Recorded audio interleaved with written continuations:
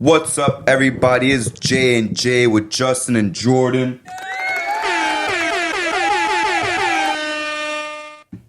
What we got today, Justin? So today we will be doing our Western Conference standings predictions. Last week we did the Eastern Conference.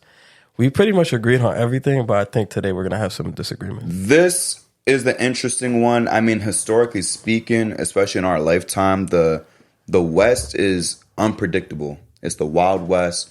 The East, we knew who's going to be ass, kind of, and we knew who's going to be top five, basically. We just moved them around.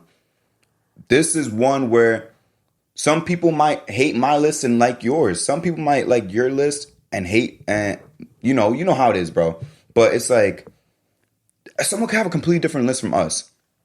Someone could literally have like the Mavs as the 1 seed, and someone else could have the Mavs as the 12 seed, basically. You could put the Warriors in first. You could put the Warriors in like 8th, bro. And you can't really be wrong when it comes to predicting the West until the end of the season. So I'm really interested to see how your list looks compared to mine, because like I know after 15, anything goes, bro. We both probably got the same number 15, but after that, anything goes, bro. Literally anything goes. So let's get started, Justin. Who do you got at number 15? Shit, I don't even know if we'll have to say 15. Exactly. For 15, I got the Blazers. Oh, shit. Okay. All right. So we already disagree. All right. Now talk to me. Yeah, the Portland Trail Blazers, 15. Well, the way it's looking right now, Damian Lillard is probably going to start the season off with this team. Or maybe not. Maybe they hold him out. We don't know. I think so. He not like that. I think he'll play. Yeah, I don't know. So there's a bunch of uncertainty around this team right now. So I guess for the players and coaches and everybody, it's kind of like, is Dame going to play? Are we going with Scoot? Like, there's a lot of uncertainty right now. I feel like shit isn't really resolved until that move happens and everything is decided. Like, all right, Dame is going to stay and play, or we're going to get Dame out of here. But until everybody's on the same page, we won't really know. But even then, once you get Dame out of there, this is still a very young team. And I really like Scoot Henderson. I'm excited to see what he does, but he's a guard in this league. He's going to go through a lot of growing pains. A lot of guards do. It's normal.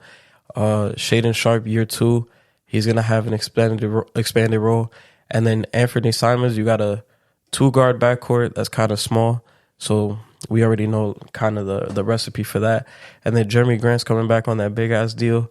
So he's probably going to be looking to be like one of the top 3 options on that team.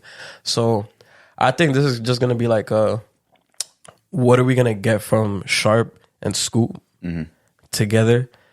Because for the Blazers going back, this isn't really a step in the wrong direction.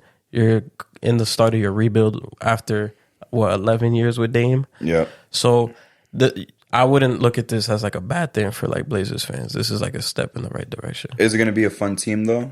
Will you tune into this team specifically for 10 games of the season? I don't know about 10. I would say like, you don't think 10? I'm excited to see Scoot, and I like Shaedon Sharpe too. I think I could watch 7 to 10 Blazer games just if Scoot pans out.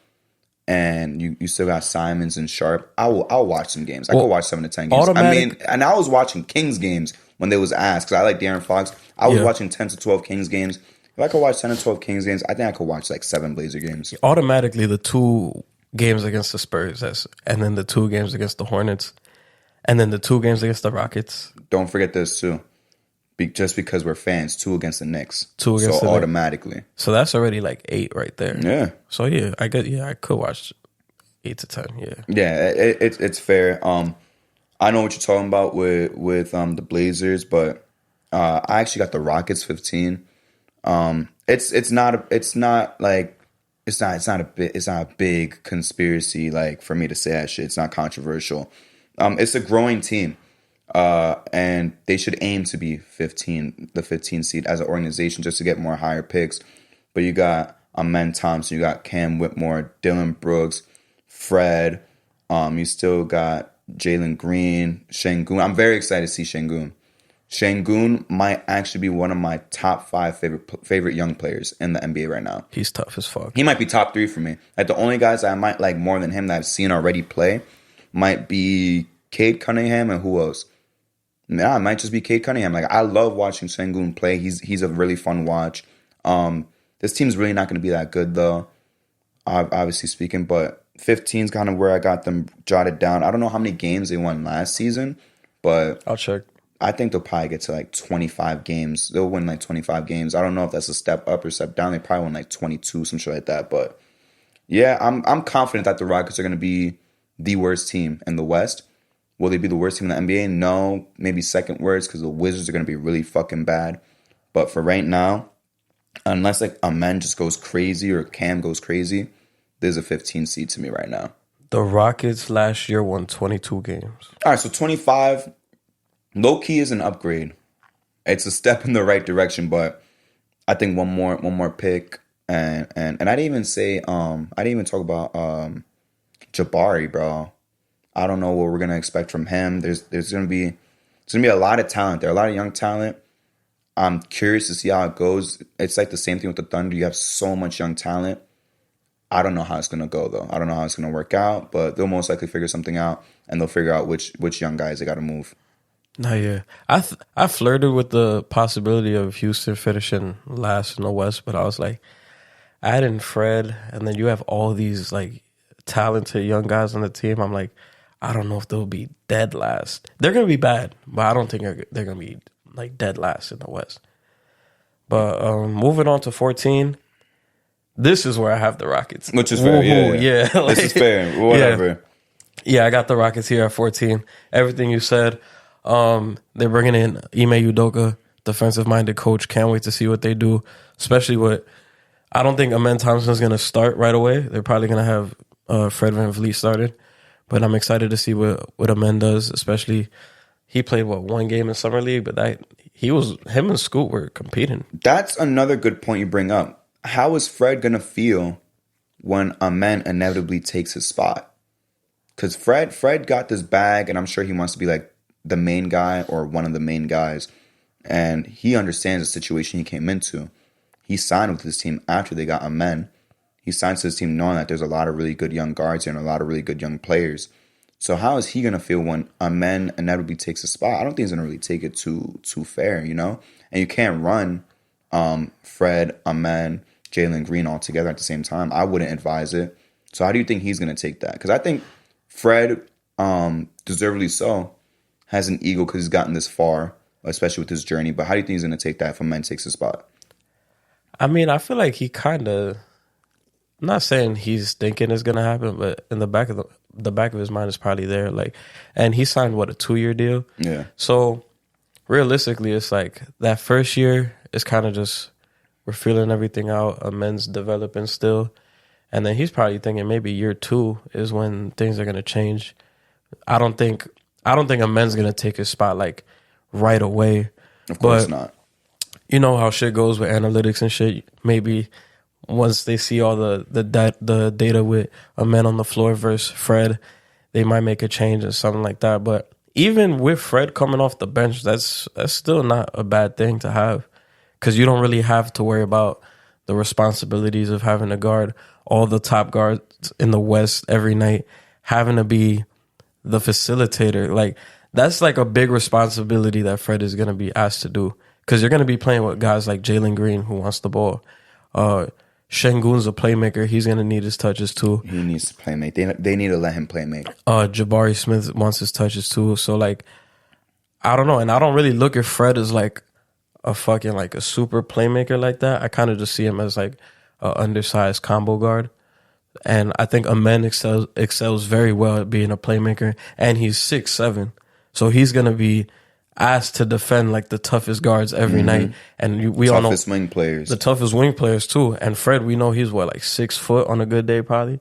That's what Basketball Reference says. I don't believe it. Yeah, so we're probably going to be hiding Fred on a lot of guys. So I think after a while, Udoka's probably going to be like, all right, we're going to have to go with Amen because he's going to give us the best opportunity to win. I'm glad you brought up this point with Şengün. Go full in, let him be your primary playmaker, and if not primary, let him be your secondary. You're already gonna lose so many fucking games. You're gonna lose 60-something games, 50-something games. let him go out and play make, bro. Yeah. Just let him get a feel for it. See if it's real and he could be the primary fucking playmaker. Because you could get, I mean, it's a like lazy comparison, but it's the truth. Like this guy, like he could, it's like the fucking Pokemon evolution meme, right? Like he could turn to Sabonis and turn into Jokic. Now I'm not saying he's got Jokic level potential, but I'm saying as a big man playmaker, he could be something special if that's real. But to see if it's real, he needs to get his fucking touches, bro. Because last season, bro, it was so inconsistent. How involved he was per game, it was so fucking inconsistent. Let's see if it was because of coaching or if it was because of Jalen Green and Porter Jr. Let's see what the reason was. But at 14, I got the Blazers. Here's my woohoo. Woo. Like you said, and it's just to reiterate what you said, I'll go straight through it. Like, Dame is probably going to start the season until he gets moved, if he even gets moved, right? Scoot is going to be really fucking exciting. I'm projecting him to do really, really well. I think off rip, he's going to do really, really well. He's going to be one of the better rookies we've seen in the last decade. Jeremy Grant got his bag. I think we're going to go back to, after Dame leaves, we might see Pistons Jeremy Grant again. High stats means nothing. At least until the deadline. They'll probably move his ass. You think someone's going to take that poison pill contract? It's a big contract. Yeah, it bro. is a big contract. But it also depends. What if a guy goes down, you know? What if someone's guy goes down and it's like, you know what? We need a wing now. Like ASAP. We need a quality, high level starting wing right now. Excited about Simons. I think Simons kind of underrated at this point. I feel like, or maybe overlooked more underlooked, sorry, is the better term, because like people don't really like talk about him too much. I don't think he really gets the respect he deserves. He's a really good player, a little bit of playmaking, but like you said, it's going to be a really fucking small backcourt again. Same thing they've been running for the past 7 years. I don't know when something's going to change. And also Shaedon Sharpe, very excited to see what he could do in another year of his development. But yeah, there's going to be another team, probably like 26 games they're going to win probably. I don't know. It's not going to be too fun. I'm definitely going to be tuning into Scoot. Like I said, I'm going to try to hit 8 to 10 games to watch. 2 of them are obviously going to be the Knick games. So that's like the Wemby games are going to be fun as fuck. Yeah. But so far, yeah, 14 seed for me. Now, speaking of Wemby, I got the Spurs at 13. So do I. I think a lot of people are going too far. I think 13 with Wemby, it's a really big fucking improvement. Yeah, they were 15 last year, right? That's what I'm saying. So I'm saying like right now, like some people are taking it a little too far, saying like Wemby's gonna like take them to a fucking 8 seed, win 44 games and shit. I think some people are taking it too little, saying like this is still like the worst team in the NBA. So many people overlook the talent the young talent that the Spurs have because they're not flashy. And you have a lot of young talent. You got Keldon, you got Devin Vassell, now you got Wemby. You got talent there, bro. And in terms of like games that they're gonna win, like I think they could win 32 to 35 games. Just that in the West, that's a 13 seed for you. I don't think they're gonna really be making it. I don't think they're gonna be knocking on the door of the play-in like so many people say. But I think if Wemby's the truth, next year they'll take that step. The 2 teams we just named now, I think they're 2 more years away from even thinking of touching the playoffs. I think if Wemby's the real deal with that supporting crew we got around him, I wouldn't be surprised if they hit the play-in next year. No, yeah. I'm just checking now the standings. So the Spurs and the Rockets were both tied for last place. They were both 22 and 60. So with the addition of Wemby, I could see them winning like 8 more games. 5, yeah, I was gonna say like 5 to 6 more games. I think they could go. I think they could crack 80. 30. 30. Yeah, I was thinking more along the lines of like 25 to 27 around there. Yeah, a lot of people are like, oh, this could be a playing team next year. But as I was doing my standings, I'm like, the West just got too many teams. Disgusting, bro. Like they will improve, but they're not gonna drastically improve. So, which is not a bad thing too. I know people want to make the comparisons with like Tim Duncan and shit coming in his rookie year. That's too much. His rookie year came in 50-win season, but David Robinson was out that whole. David Robinson was there. Yeah, he was out the year prior, and then he came back for Tim Duncan's rookie year, and they were able to win 50. And even then, Tim Duncan's first year, they won like 50-something games, and they were like the 4th seed. Yeah, that's how crazy the West was. So, yeah, I think they will improve. I'm really excited to see Wemby and Jeremy Sohan together. I think that's going to be like an underrated combo. Yeah, I didn't mention Sohan. You're correct. Keldon Johnson's going to make another jump. I really like Devin Vassell and what he's been doing. Trey Jones, good point guard. Zach Collins improved down the stretch. But yeah, I think this team has like all the pieces to improve, and we'll see what they'll do next year in the draft. Because I think wings, they're pretty much like set. They need a lead guard. They need a lead guard. I like Trey. I like Trey Jones, but he's not. I was gonna say the same thing. You need a real elite lead guard. Yeah. Bro. So I think that's probably the next step for them. 100%. So 12. Who do you got at 12 right now? I think this is where things get messy, bro. This is where things get stupid messy when you think about it. At 12, I got the Jazz. Okay, we agree there. But like I said with the West, I mean, I wouldn't have been mad if you even put them all the way up at 8. Oh, for real? It's just that crazy, bro. Yeah. The Jazz, though, I mean, you got John Collins. Curious to see how it's going to go. It seems like they're just going to pause. They're going just straight bigs. And then you got Taylor Hendricks now. Overall, good squad last year. Excited to see Lauri Markkanen play again. I want to see what Kessler does. Yeah, year 2 Kessler. That's what I'm looking at the most when it comes to the Jazz. I want to see what Kessler does this year. I want to see if he's really going to be this DPOY level dude this year. And I know I said Mobley last episode is going to be Defensive Player of the Year. Walker Kessler will be top 3. I promise you, he's gonna be top 3 Defensive Player of the Year. Yeah, wasn't he like top 5 this past season? Exactly. He'll finish second. You think he'll finish second? He's gonna finish second. He'll finish second. Mobley will finish first, and that's more than respectable, bro. Second place is more than respectable. I don't know what's gonna happen with John Collins, to be honest with you. I don't know where he fits into that team, but I guess we're just gonna have to wait and see. I'm really excited about Lauri Markkanen. It's gonna be a decent team overall, but West is way too fucking stacked. Yeah. Same thing. When I was making the list, I was like, the Jazz started off really good last year, and then they kind of like died down. So I was kind of seeing where I could put them, but I feel like 12 is kind of like the right spot. I could see them being as high as like 9, but I think 12 was good for me. Yeah, they added John Collins. I want to see what that does. Are they gonna do what the Cavs did and have Lauri at the 3? I don't know, maybe, but Lauri was best at the 4. Leave him. So there. I would just don't fuck with that. Bring John Collins off the bench, or if anything, make John Collins. I don't want him running the 3, but make him run the 3 instead of Lauri. See what you got. Walker Kessler, big rookie year. I'm excited to see what he does in year 2. Still got guys like Taylor Horton Tucker who had a solid year. He was outside the Laker limelight, so people kind of just forgot about him. And I'm really excited to see what Keontae George does. Did really well in the summer league, one of the top rookies. And then Taylor Hendricks, another guy. He didn't get to play in the summer league, but both of us were really high on him in the draft. So just to see where he fits in that lineup with them is going to be fun. I think him and Kessler together is going to be crazy. So yeah, I think the Jazz, they got something cooking. They're just missing like a few pieces, but I think in time they'll get everything together. Or not even just that. Like if obviously we don't want it to happen, but you know things happen. If one of the teams ahead of them gets hurt, like one of their star players gets hurt, that opens the door for them. You know, or if one team starts slow, that opens the door for them. Yeah. You know, they can make it. Like I said, anywhere from 8 to 12, it's reasonable, but it's such a big range. Like 12 means you miss a playoff. 8 means you play in possibly one play-in game. Yeah, it's a big deal, but I wouldn't be surprised if they made it into a play-in as well. It's a really good team. Yeah. Who you got at 11? Just missing the play-in right there. This might get tricky, but it gets super tricky. I got the Pelicans right here. Okay, talk to me. So the Pelicans, we all know every year you have that dark cloud around you. Is Zion gonna play? Big cloud. It's a big cloud. Very big cloud. But not anymore. Not anymore. Oh yeah. I don't think anymore. But continue. But yeah, so you always have that uncertainty of whether or not Zion is going to be available for you guys. And then last year you had Ingram go down too. They were the 1 seed for like a little bit, and then they both went down.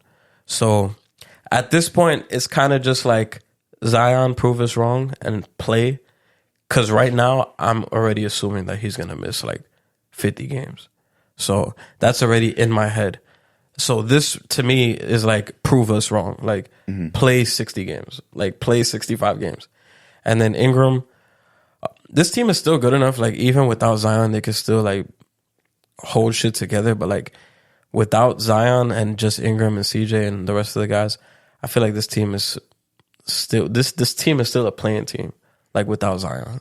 With Zion, we would see them in the upper echelon of teams. Correct. So I already have it in my head that Zion is going to miss games, like inevitably. We don't know with Brandon Ingram. He may miss games. He may not. CJ was healthy last year. Maybe he misses games this year. We never know. This is one of those teams, like, they're very talented on paper. They have a lot of pieces, but until everybody's healthy, we won't really know for sure. Willie Green is a good coach. They just have a lot of guys, but it really depends on health. So I'm already going into the season expecting Zion to miss games.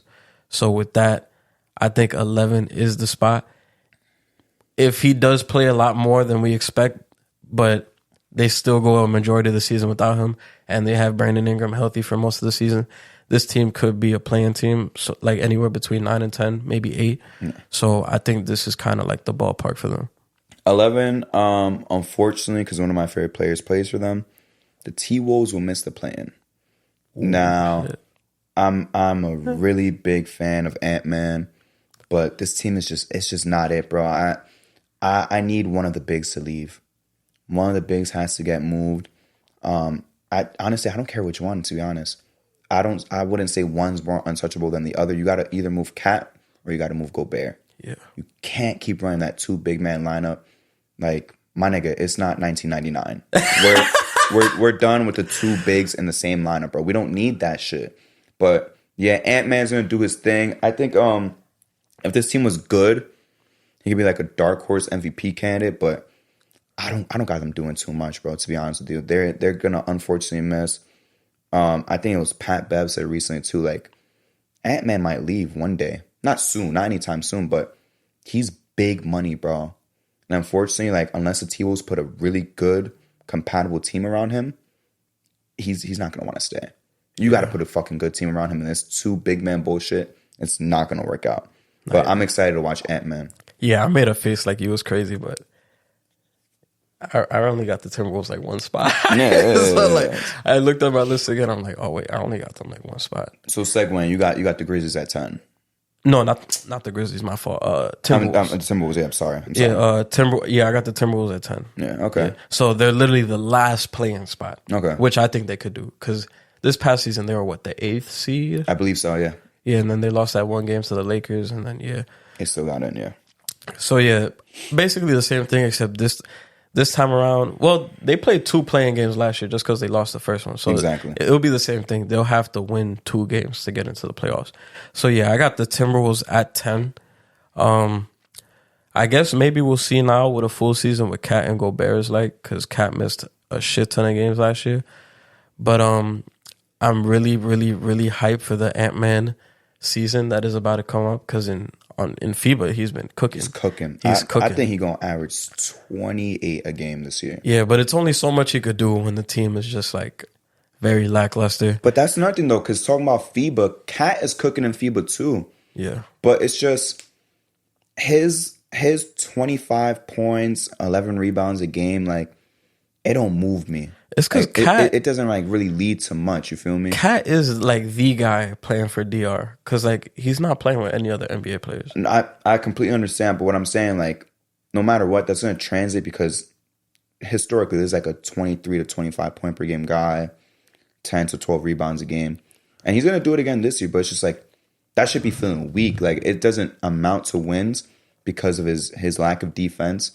And that lack of defense hurts even more when you're running 2 bigs and you got to guard 4s now. Yeah, that's what I'm trying to say. But okay, Timberwolves are. I want them to be so much better. I seriously want them to be so much better, but it's not looking that way for this year. Not yet. I feel like 10 is a good spot. I feel like the highest I could see them is probably like 8. Yeah, so only that's a peak, but nothing crazy, bro. Yeah, nothing crazy. I like the team the way it was before the Gobert trade. Exactly. I feel like they kind of just got too like happy and just like pounced on the first opportunity they could get to make a big deal. But I don't think Gobert was that move. No, so 100%. But even then, like you said, with one of them gone, I feel like is a step in the right direction, because you're just moving on. 150 fucking percent. And at number 10, I guess this is the first controversial pick of the episode, but I just see it happening. The reason why I said the Grizzlies by accident is because this is where I have the Grizzlies. Oh, you got the Grizzlies I here? have the Grizzlies all the way down to 10. Damn. Ja is gone for 25 games, bro. Yeah. Those 25 games, you're going to be under 500. Yeah. I'm saying they're going to be under 500. I got those them. 25 I games. got them a little bit higher. Yeah, that's what I'm saying. And Yeah. that's perfectly fine. But Yeah. someone's got to go down, and I'm going to pick the team that's missing their superstar for 25 games. Yeah. I understand Bane can hoop. I understand Triple J can hoop, but what if Triple J gets hurt? Yeah. Triple J gets hurt once in a while, bro. Like it's a common theme throughout his career. He gets hurt. I understand that you got D Rose and Marcus Smart. You lost Tyus Jones. I would have, in a situation like this where Ja's gone, I would rather have Tyus Jones starting than either D Rose or Marcus Smart. I don't like Marcus Smart as a primary ball handler. That's something I have an issue with. I think this team's going to be taking a step back solely because of what happened with Ja. You're going from a 2 seed all the way down to you have one game. You have to win 2 games to make it to the playoffs right now, in my standings right now. But if the things with Ja didn't happen, he was playing those 25 games, maybe I'll bump them up to like 6 or something, but 25 games is a lot, bro. That is a little under a third of the season. And at the start, you know, it's always good to start off hot, bro. And right now you're going to be starting off cold without Ja Morant. Well, for me, this is what, you're 10?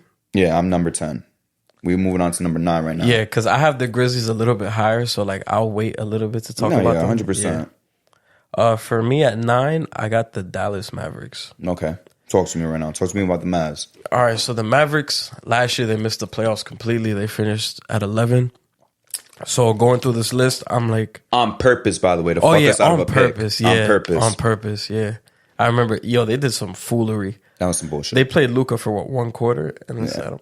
Yo, I remember that game. I was pissed. I was like, I'm gonna take Luka's under on everything. But FanDuel had that shit locked. Like you could not. I was tight. Because that's thievery right there. That's Stealing, bro. But they finished out of the playoffs. Didn't even make the play-in. So they did get a little bit better. They drafted Derek Lively. They got Omax Prosper. I believe that's how you say his name. I forgot. They added Grant Williams. So, and you got a full year with Kyrie now. So I think this team is going to be a little bit better. But at the same time, I don't think they're going to be locked into that top 6 of playoff teams. But they're still going to be in the mix. I think this time around, the playoffs is going to be on their mind. But I think they'll be right around, like, I say 9, but I think they could finish anywhere between, like, I think they could finish as high as 6. I don't think they'll finish that high. I think around like 9 to 7 is kind of like where they'll be at. But yeah, I think this will kind of be their spot. And I think they'll be like one of the dangerous playing teams. Because if they're in the play-in, this is a team I would worry about. Like if I'm like the 7th or 8th seed, because I'm like 1 game and I got to go up against Luka and Kyrie, I'm going to be fucking scared. I'll be pissed. Especially if you're like a younger team and you just got that 7th, 8th spot and you got to play the Mavericks. The Mavericks could easily sneak in just playing 1 game because I'll bet on Luka just for 1 game. So I think the 9th spot is like very good for them. Even Mark Cuban's probably thinking that way. We don't got to go too hard in the regular season. We could grab a playing spot. We could beat any of these teams for 1 game. And then once you're in the playoffs, it's all fair game at that point, depending on who your matchup is. I know what you mean when you say that, but at the same time, I'm not going to go too deep into Mavs, but just in general for all teams, yeah, I wouldn't fuck around the play-in. Yeah, I wouldn't fuck around. Anything Can happen. Yeah. Literally, it's 1 game, bro. Luka could go 10 for 27, bro, and lose that game. Yeah. Kyrie could shoot like shit. Someone random on the other team, a role player could start cooking, bro. Like just straight start cooking. I wouldn't risk the play-in. My number 9, I got the Thunder. I think this is a pretty decent spot for them. Some additions, you got Case and Wallace, you got Oladipo. You're gonna have Chet coming back. That's some good support coming in. Lou Dort. But obviously what we're all most excited to see is Shea. See how good he's gonna be. He's really rising up through the NBA rankings of one of the best players in the league. I wish this team could be better so I could throw him into like MVP like discussion, but unfortunately with where the team is at right now, it's not enough to get him into that MVP discussion. But there's definitely going to be a team that's going to be going to play in. I think unless Chet shows us that he's like a fucking dog off rip, I think there's going to be a team that's going to be going to the play-in for like the next 2 seasons maybe before they say, all right, you know what? We're gonna get out of this play-in shit. We're gonna stop risking it. We're gonna be mainstays in the playoffs right now. But for right now, I think they're good where they're at. They got a lot of young talent, and I'm excited to see what Shea can do because like every single year, it's like he gets better. Yeah. Where the fuck is his ceiling? Because I would have told you like 2 years ago, because 2 seasons ago he was really fucking good. But I would have said, all right, like that's probably where he's gonna stop. But he got better last season. Can he get better this season? I don't know. I hope so. I really fucking hope so. But I don't think he could drag like a team like this to like a 6 seed to avoid the play-in. But right now, I think they're in a good spot with where they're at. I really hope Chet pans out. And I hope Chet pans out to the point where he's a Rookie of the Year candidate. I guess I could talk about the Thunder right here because I got them at 8. Perfect. So I'm just 1 spot higher. So yeah, basically everything you said. They were missing Chet all of last year. Shea had all NBA first type of season. Well, yeah, he was stamped. And then Giddey's coming back year 3. He's improving every year. Excited to see what they do. I really like Trey, man. I don't know if he's going to be playing a lot of minutes, but he brings a spark off the bench. You still got the same guys like Lou Dort. You got Jalen Williams, both of them. And then you got Ousmane Deng. We'll see what he does this season. We'll see. We'll see. But I'm really excited to see what this team does, especially with Chet coming in. They need him badly because they were playing with no center all of last year. Man, but he's got to be a beast too. They don't just need him to play. He got to play fucking good. Nah, yeah. And I feel like he doesn't really have to come in and average fucking like 19 a game. I feel like aside of like 13, 14 from him and just be a good like anchor down in the post, that's all this team needs for this season coming up because you're still developing into the speed of the game. So everything's going to come into play. So I feel like once Chet gets more comfortable, like I feel like year 2, year 3 that's when they'll start getting into like where we all talk about OKC reaching. But yeah, I think they're gonna be a step up from where they were last year. Hopefully the team stays healthy. I hate when they do that bullshit like Shea's cooking and then they stop playing them. So hopefully everyone stays healthy, nothing goes wrong. I think the 8 spot is a good spot for them. It's a really good spot for them. 8 is also another controversial pick from me. It's going to sound crazy, but I think it's over. I think it's fair to say it's over now, officially, in my opinion. The guys are just getting too old. I got the Warriors as the 8 seed. You lost Jordan Poole to bring in CP3 for whatever reason. He was close to 40 years old. Curry. Well, I'm not going to talk about Curry because Curry's still going to be great. He's probably like 35 years old right now. He's still going to be great. But Draymond's getting older. Clay is losing a step every single year since he's come back. He's getting older. Wiggs is cool, I guess. They're young guys. I don't know if they're really going to step up, like how many people see that they're going to step up. But I think now the dynasty's kind of over. You just rocking with your core that won all those championships. But this is why that CP3 thing was so confusing to me. I understand moving Jordan Poole for the sake of locker room chemistry, but it's like you could have moved him for something else instead of a 38-year-old CP3. I still to this day don't understand the fucking move, but I think that's going to be like the move that signifies. Like I think people are going to look back on that trade and think like, wow, so this is the move that ended the dynasty. I think the dynasty's done through right here. Yeah, for me, well, the Warriors, I got them a little bit higher, so okay. It's not really that controversial because I was making my list and I was like, I do see the Warriors slipping. They're gonna slip, but I don't think they're gonna be like, they're not gonna be horrible, but they're definitely gonna slip because last year they were what, the 5th seed? They were number 6. Actually, no, they were 6. Yeah, they were 6. So. Yeah, for me, they'll probably just keep dropping and dropping, bro. I guess I don't want to like say my shit yet, but I do have them higher, but not like drastically higher. Yeah. And at my number 7, I mean, a small disagreement we have here. You had the Mavs at 9, correct? I got the Mavs at the 7th seed. Okay. You got Grant Williams, Seth Curry, Rashawn Holmes. I'd rather take that compared from what you got to what you lost. You won because you lost Reggie Bullock and you lost Davis Bertans. Yeah. You got a full season of Kyrie, like you just said. That counts, okay, as an addition. You got a full season of Kyrie Irving. You got Luka Doncic, who's obviously going to be a top 5 fucking player every single fucking year. I expect them to be a 7 seed right now. I don't want them to go any lower. This is a team that I don't want to fluctuate. This is your basement right now. This is your floor. You can only go up. I do not want to see the Mavs even drop to the 8 seed right now because I don't want them to play in. They're a really good team. You have a lot of fucking talent on that team. I don't want them to be in the play-in. It's just unfortunate. Some of the teams ahead of them are a little bit better, but right now, you're a play-in team, but win that one game and be a 7 seed and be that dangerous play-in team, like you said, that no one wants to play in the play-in. And honestly, this is also a team that the higher seeds don't want to play in the first round. Yeah. You don't want to see the Mavs in the first round, no matter what. It don't matter who's around Kyrie and Luka Doncic. We've seen it already historically. You don't want to see Luka in round 1. Yeah, if I'm the Kings, I'm like, oh, I do not want to Yeah, play. I do not want to play the Mavs. I'm like, fuck, why'd I win all these games? Yeah, You feel for me? real. Like I don't want to play the Mavs in the first round. There's gonna be a dangerous team. They're gonna be kind of on the lower end of things, but definitely one of the more dangerous teams in the West. For me here, this is what, 7 now? Yep. 7, this is where I have the Grizzlies. Okay. So, yeah, everything you said, Ja missing all them games and shit like that. But 25 games, he'll be back by what, like December-ish? Probably, yeah. Something So, like that. he is missing a lot of time, but I feel like coming back at that time, you could still make up the ground that you missed. And this team, we've seen that they're not bad without him, but that is a lot of games to play without him. But I still trust that they will be fine.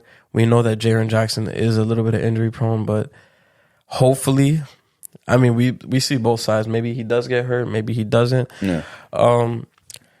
I still think they could stay afloat even without him. Marcus Smart, I know you don't like him as a lead guard or a lead ball handler. I'm okay with it. He's not really going to be, I guess for now, these first 25 games, he's going to be asked to do a little bit more. But once Ja comes back, he's going to go back to his regular role. D Rose is there, but I think he's only going to play from when Ja's out. I think when Ja comes back, I don't think D Rose he's is done. He's going to be that vet. Yeah, he's not touching the floor when Ja comes back. And yeah, we talk about guys getting hurt, but maybe guys coming back could improve. Like Zaire Williams, he barely played last year, and he was a good role player his rookie year. So hopefully he comes back. He's going to have something to prove. And he's young, he's hungry. Desmond Bane, we saw he missed time last year. This probably won't happen this season. Jaren Jackson bouncing back from his DPOY season. Maybe we see minutes from like Kenny Lofton. We don't know, maybe. We still got Steven Adams. This is a strong unit. Without Ja, obviously, they're gonna fall down. But I think with the time that Ja's missing and the time he's gonna come back from, I think he could still make up the ground. Like when we were talking about the suspension, if he had missed, like if they had suspended him for 40 games, I would have dropped them 100%. even lower. But 25, I'm gonna be real with you. I think you underestimating 25 games, bro. If you go 10 and 15 in that, in the East, that's ground you can make up. But in the West, bro, in the West, you lose 2 games in a row, you go from like 5 to 8, bro. If the teams behind you go 1-1 even, they'll go right back up. This is why I got them so low, because like 25 games is a big deal, bro. And like I said at the start of the season, where sometimes you got to start hot and ride on that wave for the rest of the season. Maybe cool down a little bit, but never go ice cold. If you start off hot, it's better than starting cold and trying to get hot later on, bro. nah, yeah. But I feel like, I don't know, even coming back at that time is like Ja is so good that he can uplift this team so much. That's a lot of time into the playoffs. That's a lot of teams ahead of them, bro. And we've seen it before. I mean, yeah, I guess the Celtics is a bad example because that's the East. Yeah, but that's the East. That's what I'm trying to say. It's just, it's different when you're well, in the I guess West, the Lakers, bro. but like, because the Lakers started off shitty last year. 100%. And they got to 7, right? Yeah, they got to 7. They got all the way up to 7. So yeah, I think the Grizzlies next year will be like a play-in team, like no doubt. I guess, but it's just, damn, 7's kind of high, bro. Like when I look at all these teams ahead of them, the Thunder, the Warriors, and the Mavs, just based on the teams that I've named already so far, I don't think they're better than any of those teams without Ja. And when he comes back, those teams are going to have some ground on the Grizzlies. And like you said, they're going to have to start climbing up. And one point that you also made, like, I know what you said, they actually played really fucking phenomenal without Ja Morant. Yeah. We saw one season, like, he missed like 20 games, and they're like fucking 15-5 without him. But what we're forgetting is that was with Tyus Jones. I'm comfortable having Tyus Jones lead the unit without John Morant. Marcus Smart, not too much. D Rose was like 34 years old right now. Not too much, bro. I wouldn't trust his team to go that far. In those 25 games, I think they're going 10 and 15, and that's gonna hurt, bro. Going under 500 with John Morant suspended, that's really going to hurt the team right now. They're going to have to hang their hat on their defense, and we're going to have to see where those points are going to come from. That Ja's you're missing out on 27 points a game. Exactly. That's 27 points, and who's that coming from? Yeah. Marcus Smart will give you a good 12. Desmond Bane's going to have to. D Rose ain't giving you 15. Hell no. Desmond Bane not going to average 10 more points per game because he already averaged like 20, right? Yeah. He averaged like 8. He might have averaged like 20 flat. We might see him fucking tweak. He's not averaging no 30 though. It's either he's gonna have to tweak, or him and Jaren are gonna have to split it. But think about it like this, Ro, right? Yeah. On one side of the coin, you say he's gonna tweak because so much more opportunity. Yeah. The way I see it, that a lot of people forget is, all right, yeah, he's gonna have more opportunity, but guess what? Now, if I'm playing against the Grizzlies, I'm game planning against Desmond Bane first. First and foremost, that's my first assignment. Because with Ja there, it's like, all right, of course I want to contain Desmond Bane, but I'm worried about Ja first. With no Ja, automatically, I'm a coach. I'm saying, yo, we got to lock down Desmond Bane because where the fuck else are they going to get points from? Yeah, offensively, that's going to be scary. That team is gonna, that team is not going to be fun to watch offensively. Yeah, I'm trying to think about it. I'm like, yo, offensively, they're going to struggle. I'll say let Marcus Smart shoot. Let Marcus Smart try to be confident. Let him give him so much confidence that he just starts shooting them because he'll do it. And he'll be thinking he's Steph Curry sometimes for no reason. And all this talk about them being good without Ja, like their record, this shit just gives me flashbacks to the Bulls back in the day when they used to play without Rose, and they'd be like, "Yo, we're 18-9 without D Rose, like we're good," and them niggas will still lose in the playoffs. Exactly. I don't got too much faith in them. Man. But moving to number 6 though, this is one that I'm really excited to see. I got the Pelicans as a 6th seed. After seeing the pictures of Zion come out, bro, I hope he stays in that shape, bro. I hope for a whole season he stays in that shape. And like you said, we just need 60 games, bro. That's a big ask. I know it's a big ask, but I think this time it's for real. I'm going to fall for it. If I look stupid this time, that's fine. But this is the one, I'm going to stop doubting him because before I was doubting him all this time. This time I'm confident. He's going to play. He might play 60 flat. But that's all you're gonna need from him. I'm confident BI is gonna be healthy. One guy that you forgot, Herb Jones is gonna do his thing, lock up.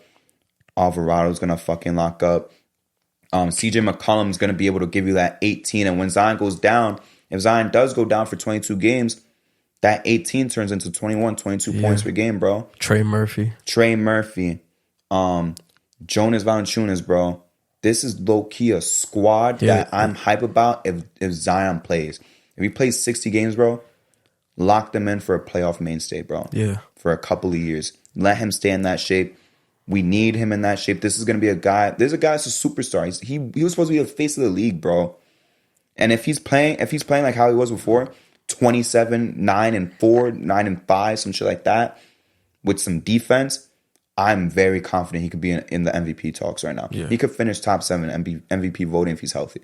Yeah, I feel like the Pelicans are like that car that like is fucked up, but it's still good. Like it has potential. But it's like an old rusty Mustang, bro. Yeah, and then Zion is like the new engine. That the new engine, new paint job. It's like these niggas are playing on fucking neutral right now. Exactly, and then, bro. Yeah, you need Zion to jumpstart that shit. Bro, I'm telling you, I will make it official. This is the year Zion will play, like actually play.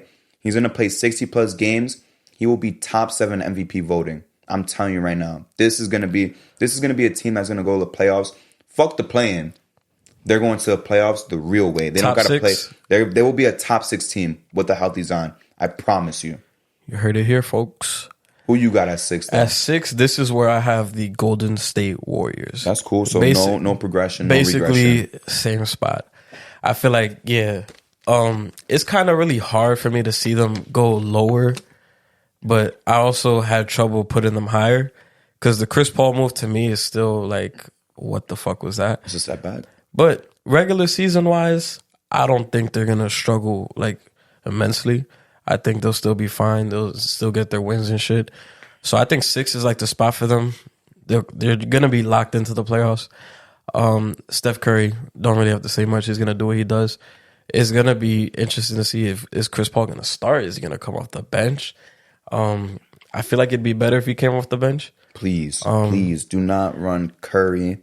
Do Don't not run CP3 first. CP3 at the one, Curry. Do not run Clay at the 3. No, That should be so then, disgusting. well, Clay cannot guard anymore. Yeah, That's it. He can't guard anymore. He can't guard. that's where 2K motherfuckers get like make mistakes. Oh yeah, that's a 2K ass lineup. 2K niggas will be like, damn, put Clay at the fucking 3. He gonna lock up. Yeah, Bro, it's not 2017, bro. We're not getting that anymore.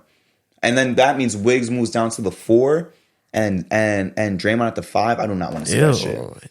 That's an ugly lineup. They're gonna get out like if they play the Celtics, they're getting fried. They're getting cooked. And the thing is, I know Curry could still run, but the rest of those guys, if I'm a young team, bro, pause. But I'm licking my chops. I'm like, yo, we making this team run all night. Yo, for real. I'm making Klay Thompson run up and down the floor at my fucking pace. We're not slowing down. If you look at teams like the Lakers, the Mavericks, like they're looking for those switches. Oh my God, the Mavs are gonna burn bro, them in they're every gonna be game that they like play. CP3, bring your ass over here. CP3, Klay, come here. Yeah, oh my God, all day. That's Curry too. Yeah, Curry too. Yeah, Burn all them. day. Like the only like guys in that lineup where you're like, get the fuck away from me is like Draymond and Wiggs. If he locked in, yeah. But and bro, imagine even like a team that's not even like high echelon like that, like Lakers or Mavs, bro. Imagine like the Thunder, bro.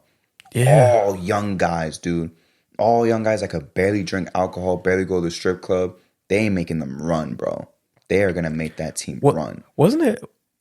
I might be mistaken, but didn't Paul Pierce say like in 2012, if they had went to the finals, that the Thunder would have smoked them because they were so young and shit, and they were all old as fuck. I don't know if he said that for real, but I feel like I remember hearing that. Knowing how Paul Pierce talks, I'm gonna have to disagree with you. Maybe he did say it, but knowing how Paul Pierce talks, like we would have swept them in 3 games. Literally, he would have said some dumb shit like that and forgot about game 4. You can't really, I don't quote me on that, but I remember hearing some shit like that. Like, because I remember hearing like, yo, because the Celtics was old as fuck at that time. It was stupid old, and it reminds me of the Warriors right now. I think they just kind of done. Yeah, and the Thunder, like I'm thinking about, because that shit kind of reminded me. And the Thunder at that time, KD was 23, Westbrook and Harden were 22, Ibaka was 22. Yeah, bro. I'm like, that team was young as fuck. The oldest nigga on that team was probably Kendrick Perkins. And he was even old man size like that. He was probably like 29, 30. Yeah, he was probably like 30-ish. What about the 5 seed? Who you got at the 5 seed? At the 5, I got the Clippers here. Okay, that's the safe spot. I think this is kind of where we could get more comfortable. Like not locks, but like this is kind of where I have more confidence in my top 5. Any of those guys, like the Pelicans could sneak in the top 5, Mavs could sneak into the top 5. But I'm like kind of comfortable with my top 5. Yeah. And so you got the Clippers. Yeah, I got the Clippers here at 5. It's gonna be the same thing you could say about Zion. You could say about Kawhi Leonard, pretty much. Mm-hmm.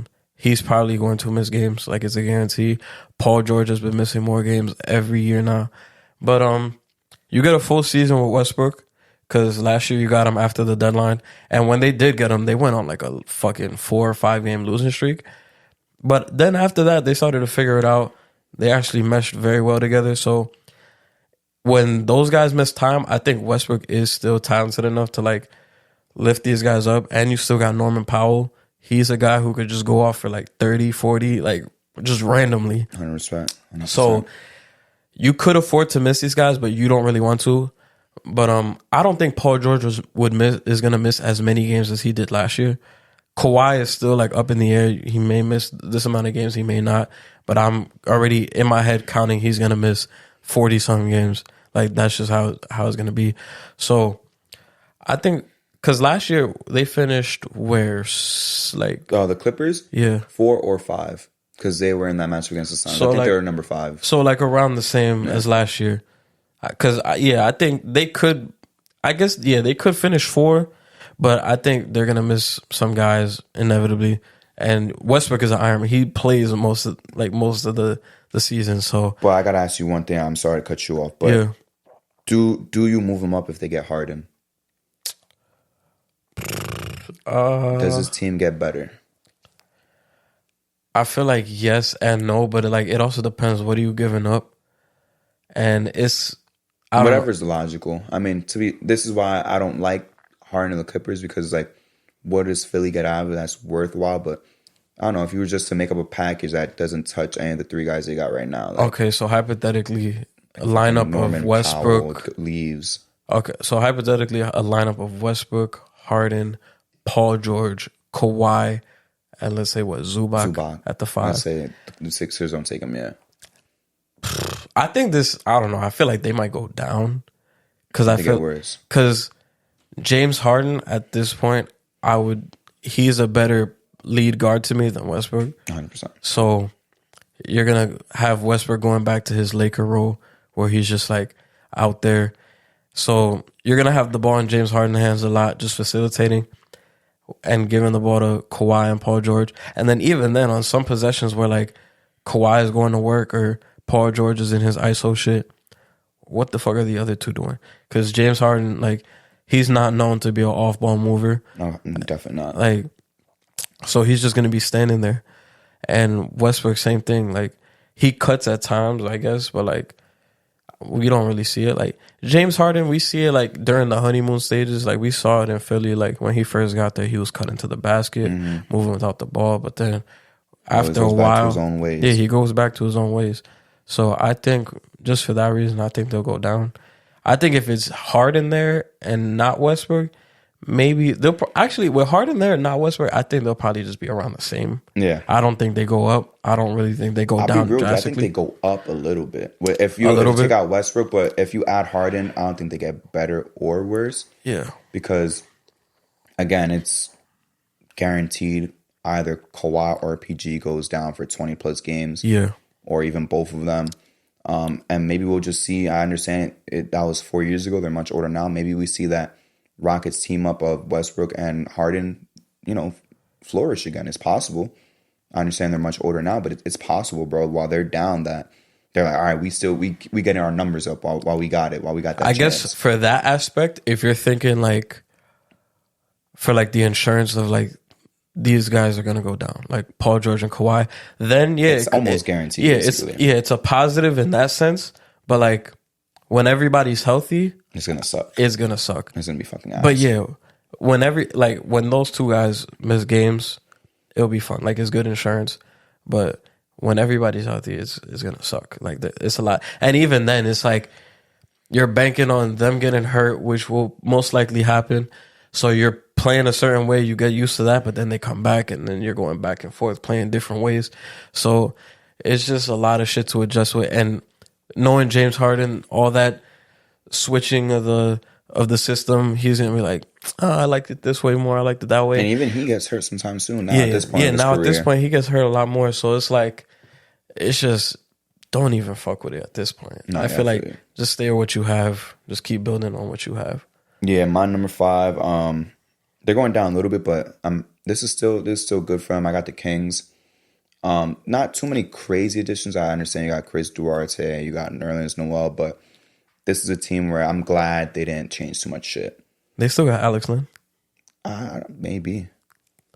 I gotta check. I got no clue. I mean, is that a big deal? Is that a big needle mover for you? Not to me, really. Like, come on. Nah, I mean he was decent. He was okay, Yeah, but it's not decent. like that's going to be the difference between them being the 3rd seed again, or they just Oh fall. yeah, you feel me? I just wanted to know. But another year of De'Aaron Fox, top 5 point guard in the NBA. Another year of him is going to be fun. I've always been a big Sabonis guy since his first year in the Pacers, so to see him be able to flourish too is always good to see. You got Harrison Barnes. He's still going to be hooping, I guess. But I wonder what Chris Duarte's role is going to be. Off the bench, is he gonna run the 3? Have Harrison Barnes went to the 4, or even Harrison Barnes comes off the bench? I don't know right now, but this team is going to be special. It's going to be special again. I'm going to be happy to be able to see these guys make the playoffs every single year because, like I told you, the Kings have been my West Coast team since they got De'Aaron Fox. Okay. Love De'Aaron Fox. I want De'Aaron Fox to be a Knick so badly in that draft, but I knew he was never going to fall that low because we had the 8 pick, if I'm not mistaken. I knew he wasn't going to fall that low, but I was praying, bro, somehow, some way. I always felt like in that draft he was like the safest pick.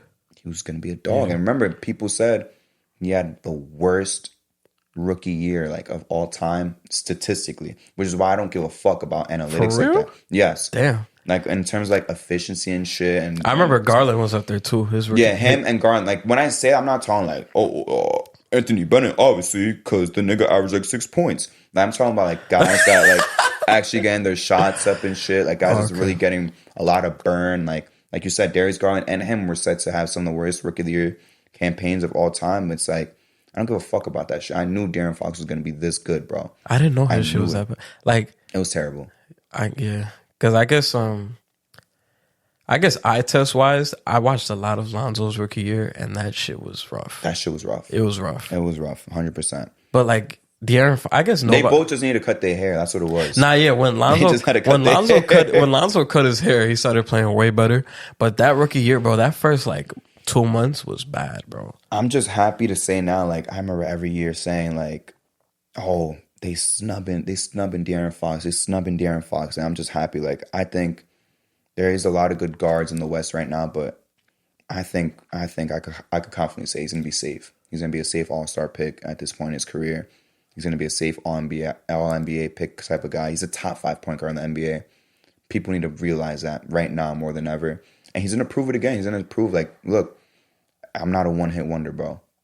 I'm gonna be good and take this team to the playoffs again. Because before he was just good, but now it's I'm gonna be good and I'm taking us back to the playoffs. We're not a fluke team. The Warriors beat us in 7, but who cares, bro? We coming right back. We're making more improvements. We're going to win a series this year, and we're going to continue to get better. Yeah. I got the Kings a little bit higher. Okay. So I guess I could wait. But I like that. I like that, though. So at number 4.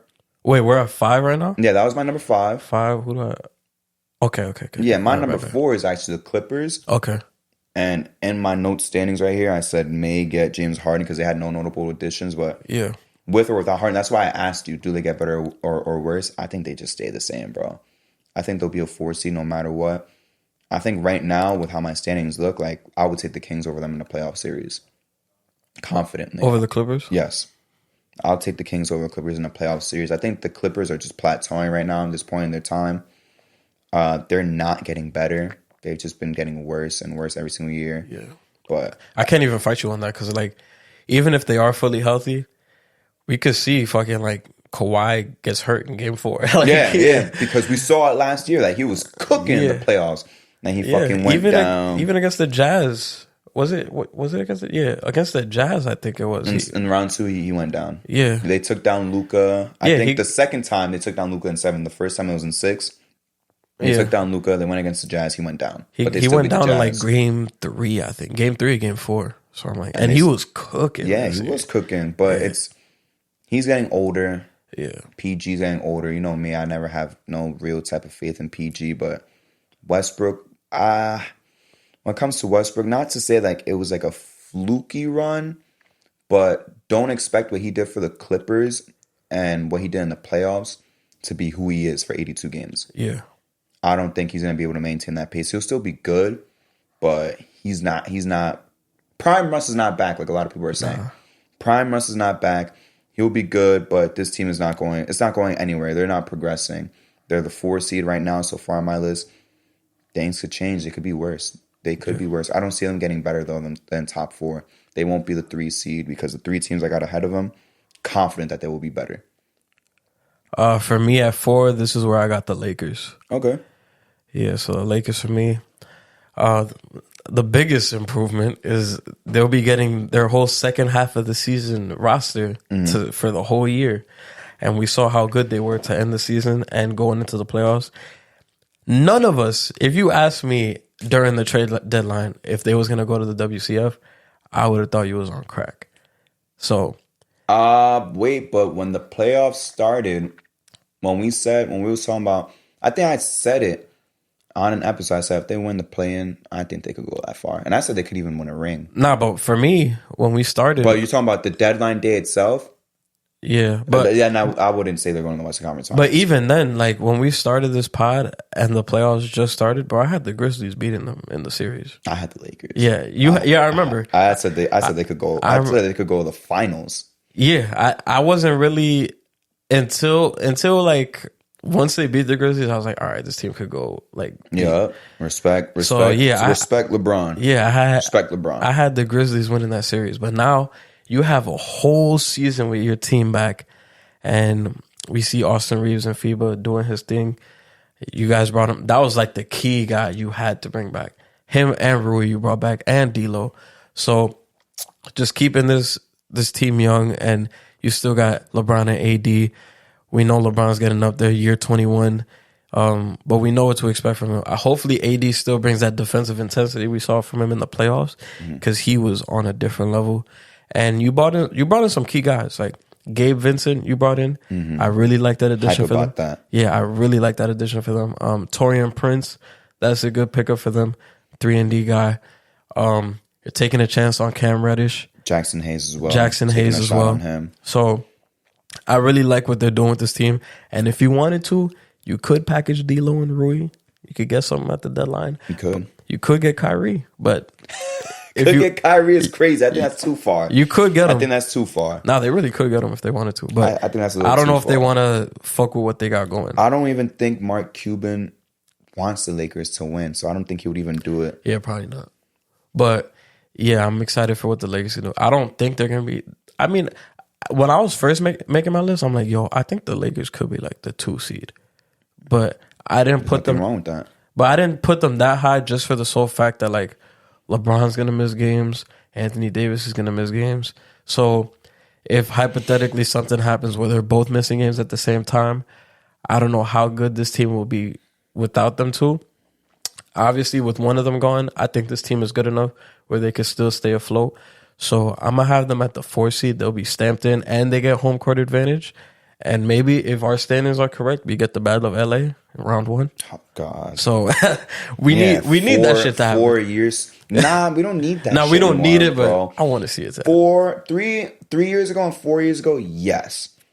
I don't give a fuck about that shit right now anymore because Kawhi don't play. Paul George not the same guy. Yeah, I'll never forget when Magic Johnson tweeted. This is when Kawhi first got there. He's like, "Finally, we're finally gonna get the Battle of LA." and then after they lost the Nuggets, he's like, He's like, "This is why they're the Clippers." He's like, "You cursed us out of the Battle of LA." Bro, the Clippers ain't on shit, bro. That shit was so funny. But talking about the Lakers, I got the Lakers as the 3 seed right now. Okay. However, they could fluctuate to 2, but I think 2 is their ceiling. Yeah, I thought about it too. I don't got to repeat too many things you said. Gabe Vincent coming off a good playoff run. I'm just talking about strictly additions right now. Cam Reddish, I mean, I guess, take a flyer on him. Why not? See if he could give you 10 points per game. Torian Prince, like I said, 3-and-D with some rebounding. See if Jackson Hayes can get some minutes at the 5, get you some boards while AD's sitting down. Jalen Hood-Schifino could be something special. Yeah. Vando. We never know. Oh, Vando, of course. Yeah. Well, he was already on the team. Yeah, he was already on the that's true. Yeah. He going to be something. I just forgot to mention him. Yeah. No, 100%. You really only lost Beasley and Dennis Schroeder. Yeah. But besides that, you got so much fucking better. You still got Rui, who's going to be able to cook. Austin Reeves, I know you said both of them, if both of them are down, like, shit, what do? We're going to panic. It sounds so crazy to say this at this point, but I believe it. Let Austin Reeves just cook. That's your number 1 option when those two are down. Yeah. Austin Reeves is your number 3 option. And he's a hooper. I think you asked me during the playoffs, did you say can Austin Reeves be the 3rd guy in a big 3 to win a championship? I think you said something like that, right? At the time, I said, all right, y'all people are fucking gassing right now. Like, there's a good playoff run, whatever. I think with the FIBA stuff, I think that's going to translate well. I think Austin Reeves could really average 18 points per game. Does that count as a 3rd guy in a big 3? I guess. 18 a game, yeah. But he's not going to be an all-star. That's what I'm saying. Oh, hell no. Yeah, he don't even got a chance. Four all-stars get injured, he still don't got a chance. Yeah, a lot of people have been saying Austin Reeves could be an all-star next year. I'm like, bro, you know how hard it is? Especially how fucking hard it was? This is where I'm starting. You know how fucking hard it was for De'Aaron Fox to make it, I'm bro? like, you know how hard it is, especially in the West, to get into the fucking all-star game? Like, De'Aaron Fox averaging 25. He missed it. Especially nowadays, because like Steph and Luka are locks. Locks. Shea, I don't even know if Shea is a lock. Low key, he might be. He at might this be. point. And then, you got well, Fox. you're getting lucky this year because John Moran's going to be out. But, And Dame is most likely on the way yeah. to the East. But even, I mean, I don't know if they'll put Ja in when he comes back. Like, No, I he's don't not know playing. if he's played enough games at that point. But yeah, Steph and Luka are locks. You still got De'Aaron Fox. You still got Shea. Like, And that's just point guards. that's Technically just point speaking, guards. Yeah, You we're got talking about guard. Ant-Man, bro. Yeah, Anthony Edwards. He's not even a fucking lock. He's not a lock. Devin Booker. Devin Booker, like, he's probably a lock.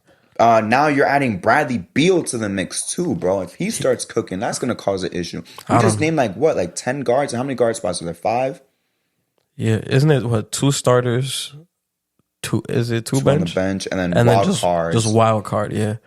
So yeah, let's say there's like 5 guards that make it. I think we just named like 8, 9 people, bro. And just looking through the list, I mean, like who else could we fucking throw in? Did we say Kyrie yet? No, we didn't even say Kyrie. We didn't say Kyrie Irving. I think that's it. Klay Thompson won't get in, but he's gonna get votes. No, he's Klay Thompson's not better than Austin Reeves right now. He's not. He's not. Some people might get a little upset about that. Jamal Murray doesn't even have a fucking chance. He's not even a fucking. You're not even. But you got to be honest though. We just named 10 guys ahead of him. CJ McCollum. No, CJ McCollum's not better than Austin Reeves. Oh no, I'm not saying he's better, but another guy. But we talking about like to make the All-Star game, Austin Reeves. Yeah, bro. That guy got to average like 27, and still they got to think about it. You still got to. The only way he would make it is if like he's averaging 21 and the Lakers are like 21 is not enough, bro. But the Lakers have to be like the first seed, like bro. The Lakers far and away. For him to make it, the All-Star game is what you played. What like let's say like 50 games or something like that. Yeah, bro. The Lakers got to be 38-12 for him to even have a chance, and he got to be averaging like 22, 23 points. Because besides that, bro, like you got no reason to be in the All-Star game. And even then, I still wouldn't give it to him. 38-12, I wouldn't give it to him. You got to be at the 73-9 Warriors pace. Yeah, for him to make it. Or what if you're like at a 65 game pace? I still wouldn't give it. I feel like they would still. Like, there's still too many guards that we just named, just strictly guards that are way better than I guess him, in bro. the East maybe. And the East, I still don't know if he'll make. He's not better. No, than I'm talking about like with that high ass, right? With like the 65 game pace, yeah. But even the East got some cold guards, bro. That's how it is just right now. It's a guard oriented league. But right now, the Lakers, they're gonna win 50 games. Yeah, because you got Steph and Luka locked for like the next like 5 years. Oh, well, Steph 5 years. All right, like 3. Steph for 5 years is crazy. Yeah, but it has been Steph and Luka for like the last like 3 years. I feel like. No, yeah. But next 5 years, I mean, you probably just swap out Steph for Shea. Yeah, that's probably just what you do. Or Book. Yeah. Book is a straight up lock right now at this point. Let's respect Book. Book is a lock every single year now. Yeah. So who do you got at the 3 seed right now? So for me at the 3 spot, I got the Kings. Yeah, okay. This is where I got the Kings. Like you said, I mean, you said they would fall down a little bit. I kind of just have them being in the same spot as last year. I could see them falling a little bit only for the fact that teams are like, they know what's coming now this time around.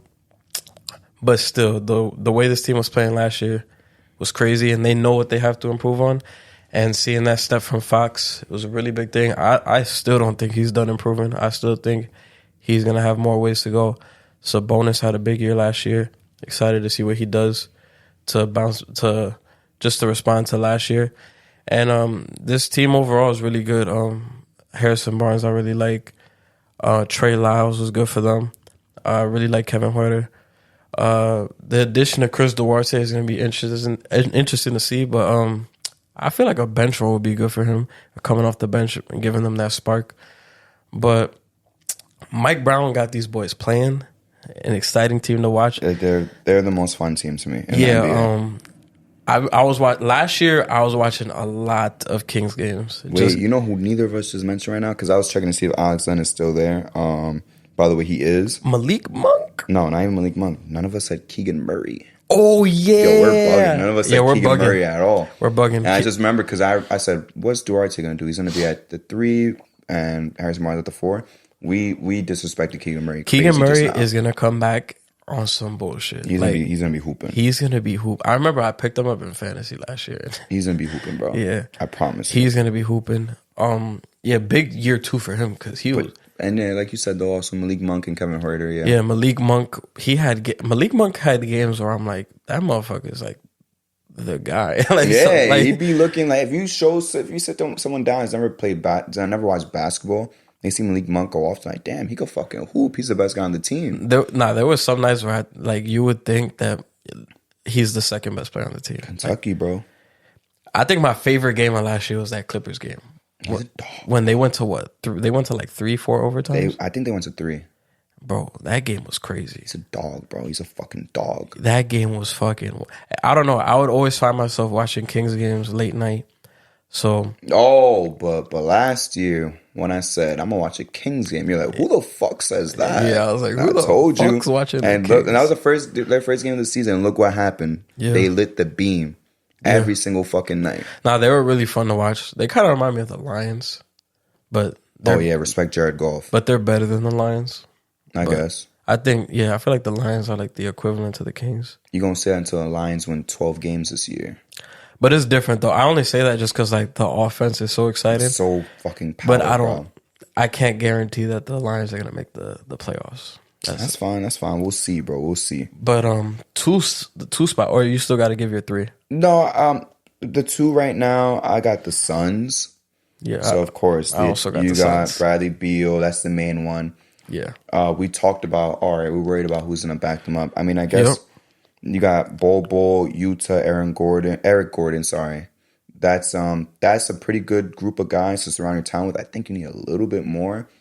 I understand I got him at the 2 seed solely because of the star power, but in the playoffs, I think you need a little bit more help around you, a little bit more reliable guys that can hit a key shot for you when your 3 guys are getting clamped up for one play.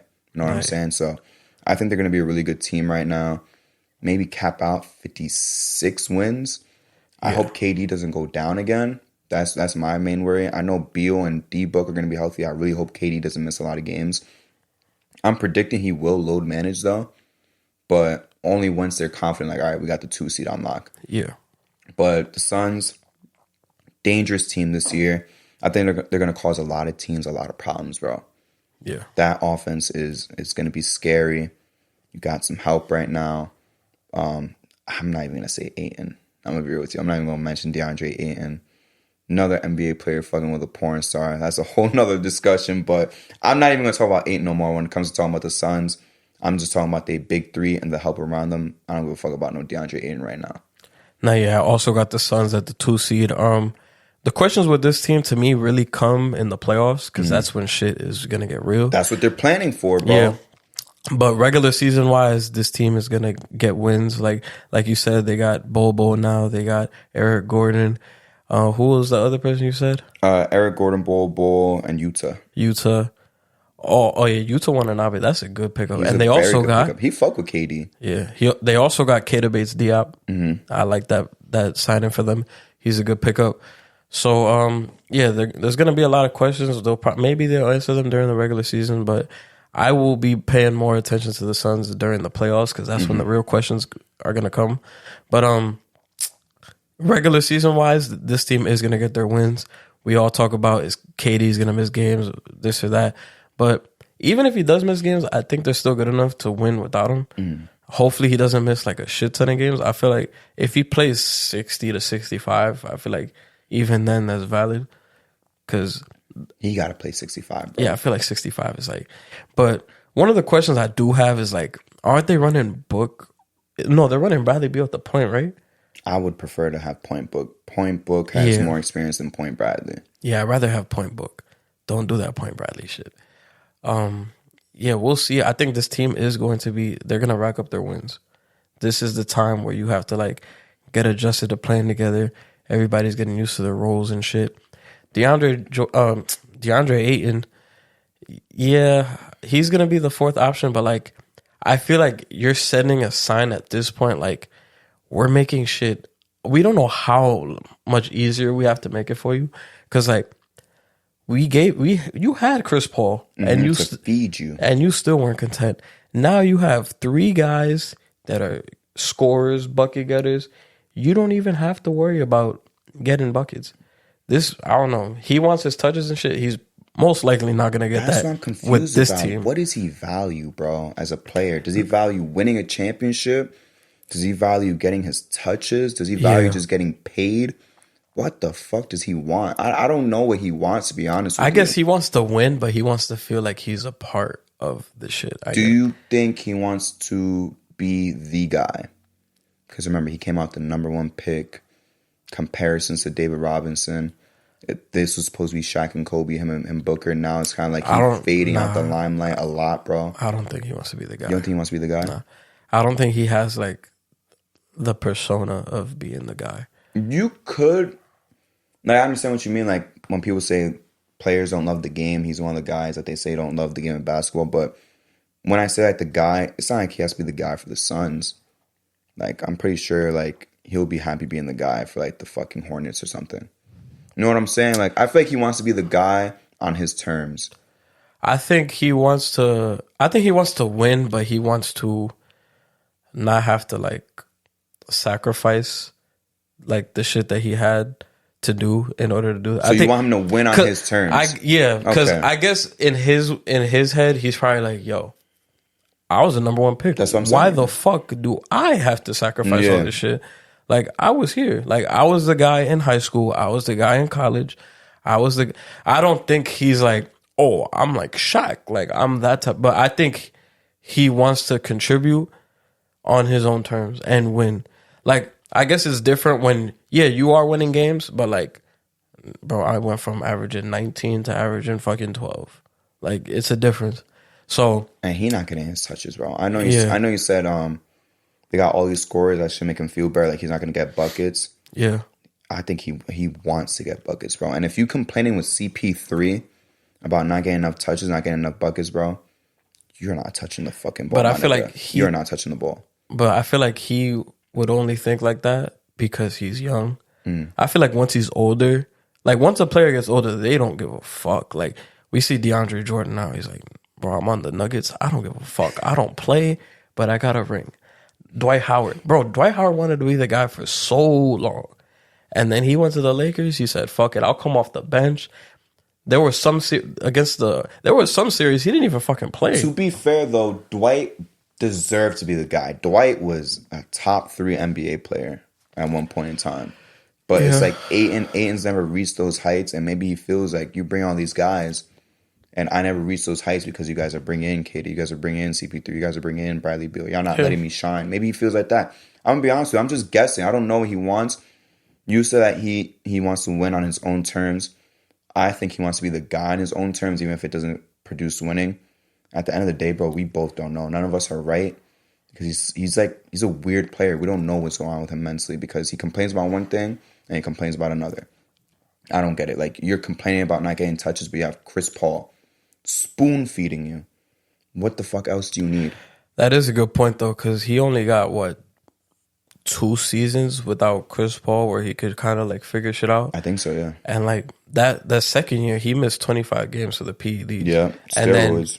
he came back, and bro, in the bubble they didn't lose a game. Like they was clicking. So he's probably going into the next season. Like I guess he had high hopes with the Chris Paul shit, but like I guess to me that was his best season. That first year with Chris Paul, and they went to the finals. I remember I was saying, I'm like, yo, Ayton might be like a top 5 center in the league. And I said he was going to be the difference maker in the finals, bro.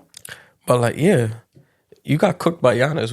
I'm not looking at you different. That's a top 3 player in the fine. league. Yeah, that's It's fine. fine. You got Like cooked who by else is not Giannis. going to get cooked by him? But then after that, it just kind of just like dropped off, and then he was kind of looked at as like the scapegoat for everything. But I don't know. I don't know where he could go, where he could be that quote unquote guy that he wants to be. But I think he just wants to contribute a little bit more. That's I don't think there's any team where he could be. I mean, no, not even fucking Portland. He's not going to be the guy. That's going to be Scoot. I'm pushing Scoot. I know I said the Hornets earlier, but LaMelo, bro, it's like you can't be the guy nowhere, bro. You can't be the guy in fucking Orlando anymore because they got Paolo.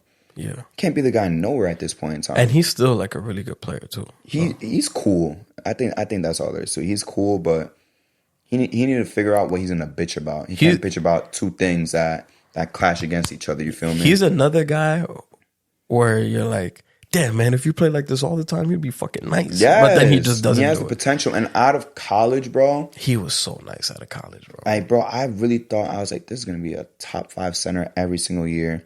after his rookie year. He had a really good rookie year. Yeah, he had a good rookie year. It's just that Luka was so much fucking better. Yeah. But he had a good rookie year. And my thing was, at a certain point in time, I didn't even blame Phoenix for not picking Luka. Because I was like, this guy's good enough. It's like MJ and Hakeem, right? I didn't even blame them for not taking Luka. But it's gotten to a point where he's at right now, he's not that top 5 center I want him to be. Yeah. He's not that 22 and 12 guy I expect him to be by now with a little bit of a jump shot. He's none of that. So right now it's kind of looking like a bad pick at this point in time. Yeah. At the time, it wasn't bad. It wasn't a bad pick at all. If you and saw, everyone knew Luka was the best player in that draft. And if it wasn't Luka, it was him and Luka. It was a 2-guy draft, right? I don't know where the fuck Bagley came from. Seriously. Bagley was always like 3. Yeah, that's like what I'm top saying. 3. Yeah. But he was also fluctuating as well. Because remember, Triple J was the number 1 pick at one point. He was as high as number 1 that year too. I remember Luka being number 1 for a little bit. And then Jaren Jackson was number 1. I vividly remember that for a while. He was number 1. But like Bagley and Triple J, they could have swapped wherever. But it was always going to be Luka or Ayton. It's kind of disappointing that Ayton's not holding up his half of the potential. So Phoenix, though, overall, you're going to be good. DeAndre Ayton's role, I have no fucking clue. Not only leaves one team, defending champs. I was kind of conflicted when I put this list together because maybe they feel a championship hangover. They don't gun for the 1 seed or whatever. But when you look at the teams behind, right, the Suns, the Lakers, they don't give a fuck about gunning for that 1 seed either. They just want to make it in. Yeah. The Clippers are too hurt to make the 1 seed. And that really just leaves like the Kings, and the Kings just aren't good enough. Even if they try their best, 120% all 82 games, they're not the number 1 seed. So yeah, I think the Nuggets, just because they're so good, even if they are just trying like, yo, we just want to go back to the playoffs and win another championship, it's like they're going to be stuck with it by accident. They're going to be stuck with the 1 seed rather than aim for it. But we don't really got to talk about their roster too much because they didn't really gain anybody. You lost Bruce Brown, you lost Jeff Green, but besides that, like, you got what you need. You don't need anything else from what you got right now. You don't need any improvements. This is a team that could go back to the finals again. This is a team that could repeat. Who knows what can happen? But right now, they're going to be the number 1 seed for me. Not because they're going for it, but it's just going to end up in their laps that way. Yeah, Nuggets are also my number 1 seed. Same thing, like you said, I was kind of debating. I'm like, will this team drop just because like the championship hangover? But I'm like, even with both of them guys, with Porter Jr. and Marial, this team was the 6th seed. So I feel like, yeah, by accident, they will be the number 1 seed. It's just because no one else is trying. Like in the East, Giannis, I feel like Giannis is always going to try for it. Yeah. You know, and the Celtics are always going to try for it. But like in the West, it's kind of just like they're going to be chilling. Like, they're not going to hit that last gear. They're going to be chilling and still be the 1 seed. Yeah. Yeah, I feel the same way. I feel like they don't really have to go as hard, and they could still just beat up on all the teams. Yeah, and like you said, I don't really see the Suns going for that number 1 spot. The Lakers, like, because, yeah, I said the Lakers could be as high as 2, but I'm like, I don't think they're going to prioritize trying to get that top seed. No. Because even then, if you finish 4, you still got home court advantage. The only thing that sucks about being 4 is that you got to play the Nuggets in round 2. Round 2, yeah. So that's the one thing. So, and yeah, all the teams under them, they're either not going to be healthy enough to get that 1 spot, or they're just not good enough. So there's realistically only like 3 to 4 teams that you could put in that 1 spot. But I'm comfortable that the Nuggets are going to be there, especially like even if Michael Porter Jr. is hurt, I feel like they could still be the 1 seed. And you lose Bruce Brown, but you got what the fuck? What's his name? Christian Brown. To fill in that spot. I was about to say Colin Gillespie. He is on the team though, but nigga, both white boys. I don't know. I thought you were about to say Kyle Lowry. I was like, what the fuck? Yeah, but you got Christian Brown filling in for that spot. I'm excited to see what Julian Strawther does. Hopefully he plays. I don't think he'll probably kind of just take that role that Christian Brown was in last year, and he'll just be in like in certain spots. But yeah, this team, they're gonna accidentally probably get the 1 seed, like 100%. Yeah, they'll just do it by mistake, and I feel like they're not even gonna go for like 60 wins. Like they could just, I feel like they could be at like 57, and they could just lock it. That's good enough. Yeah, that's good enough. Go for 60 again. Yeah, they don't even have, because they won 60 last year. Yeah. Yeah, they could be at like 57, 56, and that's enough. Yeah. because the West is so deep. So now that we got both conferences out of the way, I know it's really early, but Justin, what is the 2023-24 finals? The finals, yo. I didn't even really think about this shit. I know. I'm hitting you with something out of nowhere, but because I just thought about it, I think I got my finals. I could go first if you'd like me to, because right now, I'm gonna say right now, it's gonna be the Bucks versus the Lakers. Bucks Lakers. That's gonna be my prediction. Giannis is definitely gonna take what happened last year very fucking personally. He's pissed, bro. Especially with the interview that he had at the end of the year when he was like, Eric, you asked me the same question last year. Eric, you asked me the same question last year. Did I fail? No, it's a step towards greatness. I mean, I thought what he said was corny, but I think he is gonna come back with a vengeance. And the Lakers have a squad, bro. They do. I think this is LeBron's last chance to win a championship. Now, who will win between those two teams? I'm going to be honest with you, I don't know. At this point in time, I don't know. But if I just had to guess, if I had to make a FanDuel bet who's making the finals, what it's going to look like, I think that's going to be the finals.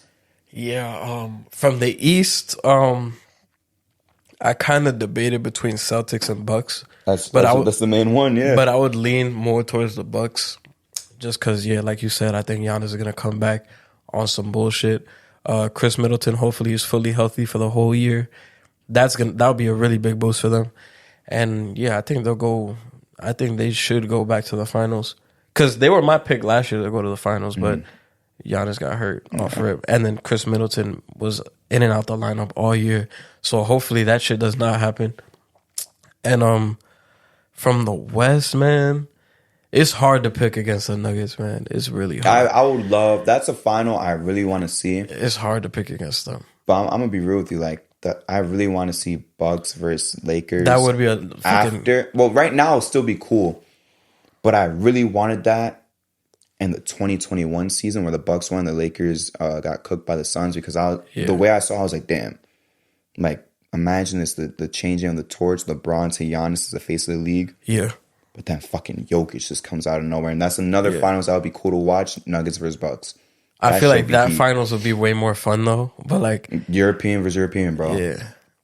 That shit would be tough. That shit would be tough. Yeah, Nuggets Bucks would be fire. But I think the pick I would lock in right now on FanDuel is Bucks Lakers. That's gonna be my pick. I think I'll go Nuggets Bucks, because I feel like the only way the Lakers is beating the Nuggets is if like either Murray or Porter's hurt, or if like we see some bullshit from LeBron and AD. Like, it could happen, it's like bro. 35 from each of them. It could happen. Austin Reeves 25. It like, could happen. Some shit.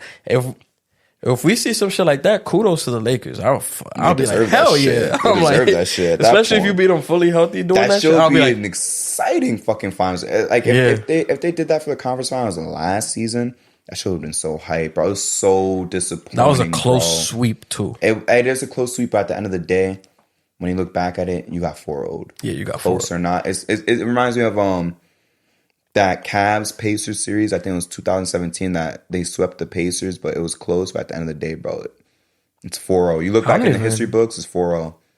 Oh yeah, true. You do remember that series, right?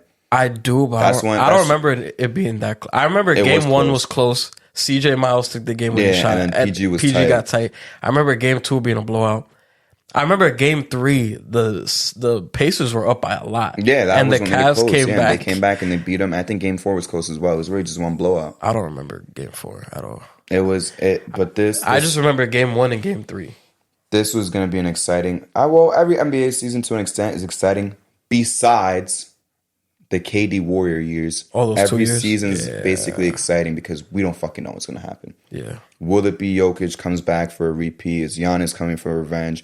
Will the Celtics get their fucking ring finally after heading the conference finals basically every year? Yeah. Can Jimmy get it done? Can KD win without Steph? Can the Warriors dynasty still continue? Can the Knicks win a fucking championship for the first time in 50 years? I don't know. I don't know what's gonna happen, to be honest. Because back then, like, yeah, it was fun to tune in. Yeah, Westbrook triple double, Harden cooking, whatever. But it was always gonna be Cavs Warriors, right? Yeah. But I think now is one of the best times to be an NBA fan. It really is. We're not seeing LeBron go to the finals every single year.